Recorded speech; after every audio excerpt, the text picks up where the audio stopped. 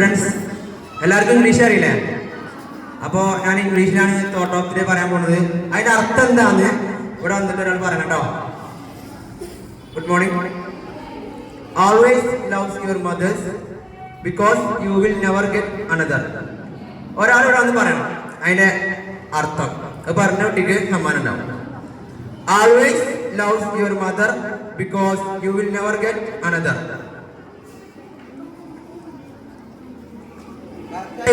കറക്റ്റായിട്ട് അതിന്റെ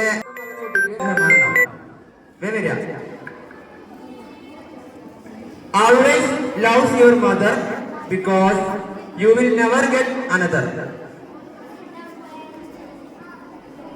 ഒരാൾ വന്ന് പറയാം, ഇവിടെ വന്ന് പറയണം.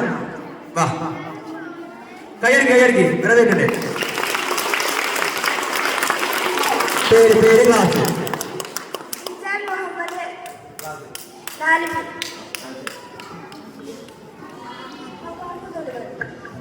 അതായത് always love your mother because you will never get another.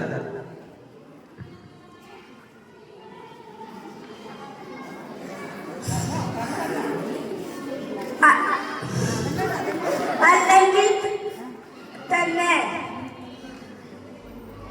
നിങ്ങൾ നിങ്ങളെ മാതാപിതാക്കളെ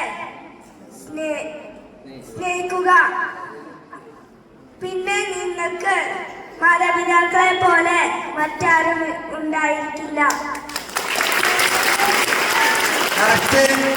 പറഞ്ഞത് ഇത് കുറച്ച് വൈഡായിട്ടാണെങ്കിലും അതിന്റെ കറക്റ്റ് പറഞ്ഞാല് എല്ലായ്പ്പോഴും നമ്മൾ നമ്മുടെ മാതാവിനെ സ്നേഹിക്കുക. കാരണം നമുക്കൊരിക്കലും മാതാവിനെ തിരിച്ചു ലഭിക്കില്ല. അതായത് ഇപ്പൊ നമ്മള് എന്താ പറയുക, മാതാപിതാക്കള് അവരുണ്ടായതിനു ശേഷമാണ് നമ്മൾ ഉണ്ടായത് അല്ലേ?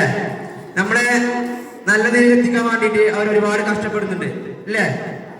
ഒരാൾക്കൊരു പ്രവാസിയാണ്, എന്റെ ജ്യേഷ്ഠൻ പ്രവാസിയാണ്. അവൻ എനിക്ക് വേണ്ടിയിട്ട് ഒരുപാട് ഒരുപാട് ഒരുപാട് കാര്യങ്ങൾ ചെയ്തു തരുന്നുണ്ട്. ഇപ്പൊ പഠിക്കാൻ വേണ്ടിയിട്ട് ഫീസ് ആയാലും ഇപ്പൊ ക്യാമ്പിന് പൈസ ആയാലും ഒന്നും ഞാൻ മറക്കൂല.